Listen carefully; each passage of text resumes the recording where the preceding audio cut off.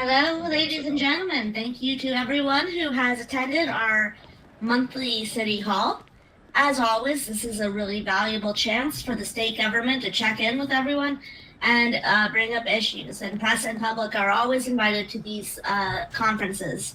Now, I'm pretty sure everyone here today has noticed that it's pretty sparsely populated here. We know that there is the trial happening.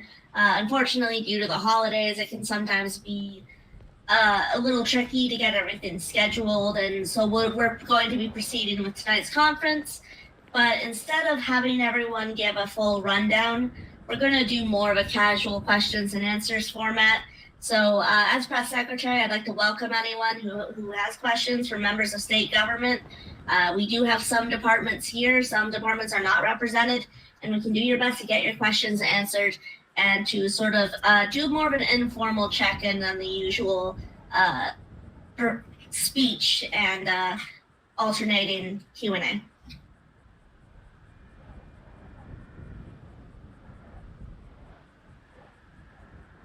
So if anyone has a question, I would be happy to field that. Harry Kennedy with CNT, I guess I can get started here. First question, as I think a lot of us saw this morning, death certificates are now being lodged again. Is it understood how the department is going to continually try and update those, and make sure they haven't missed anyone, because they've only reported 8 deaths, to this morning since starting death certificates again. I'm sure more people have tragically died since. So that is outside our department. I don't believe we have someone from medical here. So I'm not able to offer much of a comment besides the fact that obviously while things are in transition, it'll take some time to get new systems into place. But obviously the medical services of the state are incredibly dedicated to treating these people with respect and ensuring that everything is tracked, logged, and monitored. Okay, my next question is about the state library that's just open. So we've been informed that there were a number of homeless people that were living inside that building before it was renovated into a library. Their possessions were there as well, apparently some safes were there as well. Since then, they've reportedly now all been displaced by the library. Nothing's been done to compensate that for them. Does the government have plans, or the administration have any plans to try and, recompense for that, just because, they have now been forced to go out the one spot that they were in?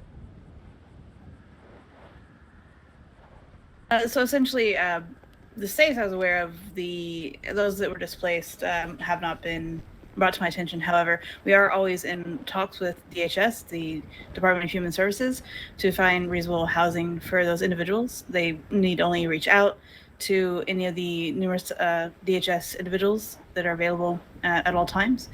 They can also come here if they need help being fielded to those individuals should they not have means to contact them themselves. We are also trying to get appropriate housing available in a shelter format so that will no longer be an issue.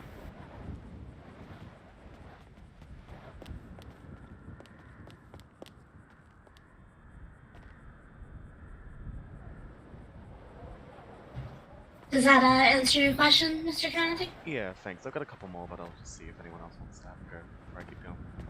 Absolutely. So I can take any questions from the crowd, and we can field them to, if an appropriate representative is here, we can get you an answer. I think it might just be you, Mr. Kennedy, unless I am missing someone. That's all good. Next question is the Merryweather contract and the security operations. I can see they're kind of behind me at the moment. What's the capacity, though, security guards will be working in amongst the government and the administration?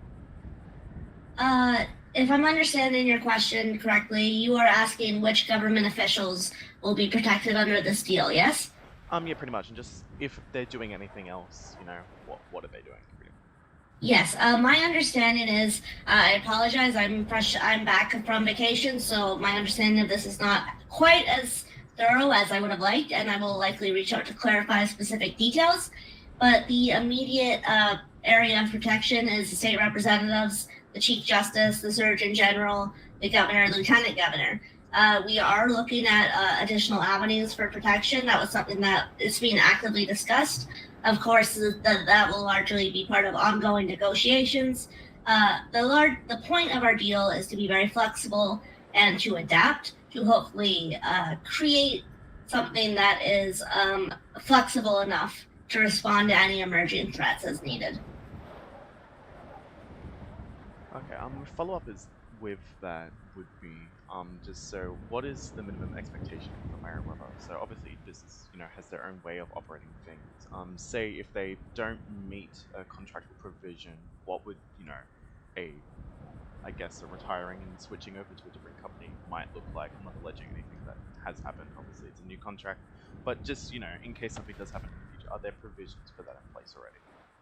So this is a short-term contract for 3 months. We did sign this contract with confidence that we can, have this productive relationship for 3 months based off Merryweather's capabilities, their personnel, etc., other information submitted in the bid. Now that being said, obviously we can't say what will happen in the future, and there will be a new open bid in 3 months' time that will allow us to reassess the situation as needed. Okay, my next question is regarding public works. There was obviously a, I think it was HR 070, to establish an audit committee. It has not been voted on, to my understanding. Do we know when there's going to be a vote on that, or are we waiting for something? What's going on? So the committee has been established, and we have set up communications with Public Works. That being said, with the holiday season and with the unfortunate passing of Mr. Watkins, as well as some changes in management, the process is a little slower than we would have liked due to very understandable reasons. We will likely have an update early next Congress as to the status of the audit and the findings that we believe the public should be aware of at the time. I can't confirm any timetables or details, but we will keep in touch with the public as needed once we are sort of past the holiday season. Okay, following up with that, the auditing resolution introduces a provision which keeps the investigation somewhat private. Going to be releasing certain issues. Is there a reason why this, high public interest case is, being kind of kept in the ropes just for a bit? So that is something where Public Works is a government department, and we want to ensure that we are playing it rather safe than sorry. Once, it is better to have it set up where things that are sensitive do not get out, especially because in the past we have had attacks on points of interest, power stations and such. So this is for the safety of everyone involved, making sure that any confidential information or anything that might aid or abet any crimes is just kept out of the way, and therefore relevant findings that would be notable can be released as needed. Okay. Next question, final question on the topic. Will the government be releasing any funding records about public works and the full sponsored deal? So, as probably people know, we filed a FOIA request. We got given a napkin and a heavily redacted document, aside from like the word sprunk and a couple of other things. Would the government be, maybe considering trying to get those released just for the sake of public interest? I mean, at this time, I can't really specify what documents we will be are available and what we will be releasing. It's a very complex case, and we are very much in the early stages.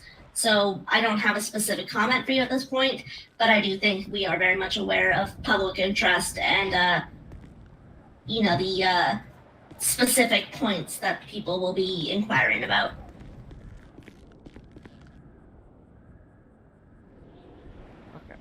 My next question, I think I might need to go to the administration for this one. There was an incident at a fire station, the O'Merrill Heights fire station. Apparently some of it was destroyed in some kind of arson attack or something. It's just reports that we are getting. Is there like any status in that? Is anyone injured or? I can take over on that one, Bex. Yes, please. That is currently an ongoing investigation, so at this time, no information can be released on that. It actually hasn't hit the courts yet either, so they're still investigating in regards to that, okay? So we can't disclose any further information in regards to that. Okay, thank you. You're welcome.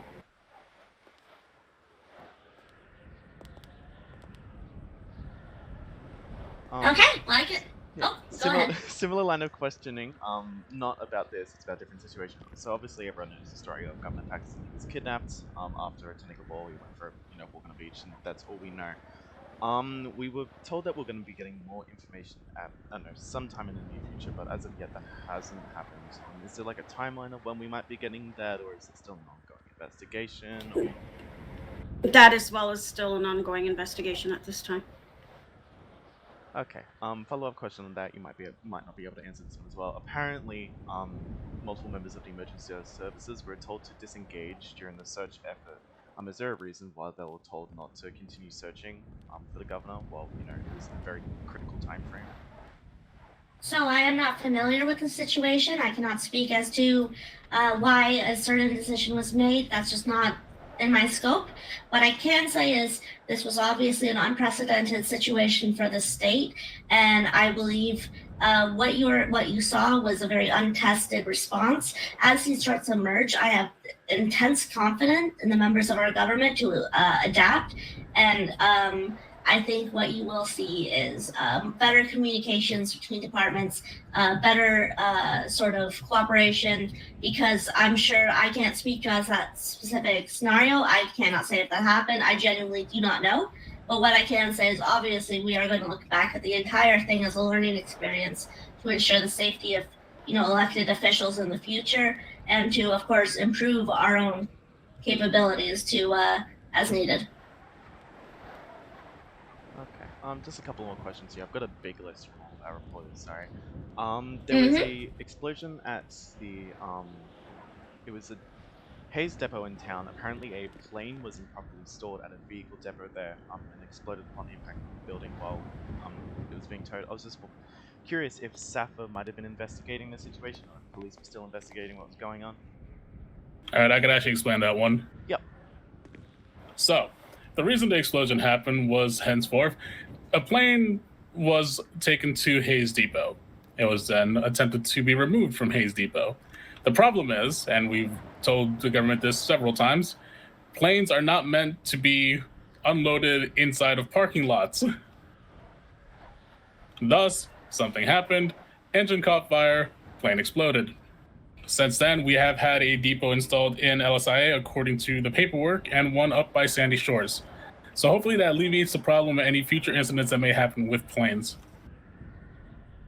Okay, follow-up to that is, you just said that the government and appropriate departments have been informed multiple times. Why has it happened again? You'd have to ask the government about that. Like, all I can really do is tell them what's wrong, and in that case, it's up to them to follow up with it. Okay, thank you. Next question is for you as well. You've obviously retired. Your building has now been named and everything. What is next for you? All right, well, let's see. Got a key to the city, have my name on a hanger. Next for me is what I was doing beforehand, helping out the business of this city, whether it be through money or through support in any other way I can. A big thing that me and Doc managed to work out was actually leasing hangars down in LSIA for any airlines who want to use them for import or export. It's going to be fantastic. We're also getting the airfield up in Sandy Shores up and running to actually have planes maintenance and serviced weekly. As for me, like I said, anyone who needs help, I'm more than happy to provide it. I'm no longer a government employee, so I don't have to watch what I say. Okay, thank you, and congratulations on the time. Thank you. Final question now of this very, very lengthy list. Obviously, ongoing case, you've mentioned it already, for a alleged wrongful dismissal. Do we have a comment from the government on that, or what's going on with that? Obviously, the case is on trial at the moment, so we don't have a result yet, but, just a pre-trial comment. I can comment on that one if you want, Bex. Yes, please, thank you. So obviously it's an ongoing case. We're familiar with everything, and obviously the state is contesting the wrongful dismissal claim. Obviously, probably within the next 2 hours, hopefully here we'll have a verdict, but it is the opinion of the DOJ strongly that the claim is invalid and false, and we hope that the judiciary holds our position on it as well. So. Okay, thank you. Thank you. Follow-up question to that one. Sorry. It's gonna go to the judiciary for this one. Court cases of this, public nature can sometimes become very disorderly. We have seen it in the past where, there's ruckus in the lobby or people outburst in the courtroom. Are there any measures being undertaken to try and prevent disorderly conduct inside court cases, especially these high-profile ones? Unfortunately, we try very hard as judges to make sure that we are following our procedure, which is the contempt of court, obviously. And we have to rely on PD a lot because they are our bailiffs, and in regards to them providing our security and everything. We may in the future look to move that to a different organization at some point, but currently we, as judges, we need to do our best with what we have right now. And then once we can get something that's going to be more concrete and more fluid, then we will be able to provide more information in regards to that. Okay, thank you. And I am all out of questions. Well, I'm glad I could answer your questions, and I hope that provided some clarity and transparency for you. I can also take any other questions from Testa or the public at this time if anyone has a query. Yes, ma'am, I do. Absolutely. So, my question is this: as the judiciary said, as previously, relying on the PD isn't really working as bailiffs.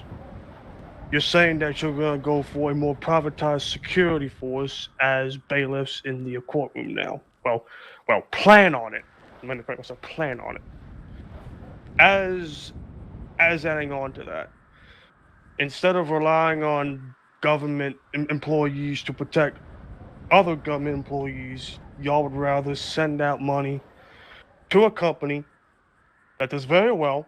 I ain't gonna badmouth anybody, but you would rather go to a third party rather than trust the folks that are trained by taxpayer money to protect, the folk that have been elected. I'm sorry, Bex. That is not exactly what I said. What I said straight out was that we're going to be looking at something a little more fluid, pertaining to maybe having DOC back in operation again, hopefully in the very near future. So that is more of what I'm pertaining to in regards to protection in the courtrooms. So as for protection, for us, we need PD on the streets. So they're better off to be on the streets than protecting us, that's where we have the private security firm protecting us in regards to making sure that we are safe as well. So that is the whole reason why we feel that PD it's not that PD is not qualified. They're more than qualified. It's just we feel safer for them to be on the streets. Okay, so that's just, I misinterpreted what you said. I apologize. That's just the way that I thought about it. My apologies. Oh, no, it's fine. Completely. I'm glad you asked that question for clarification. Yep, that's all I got.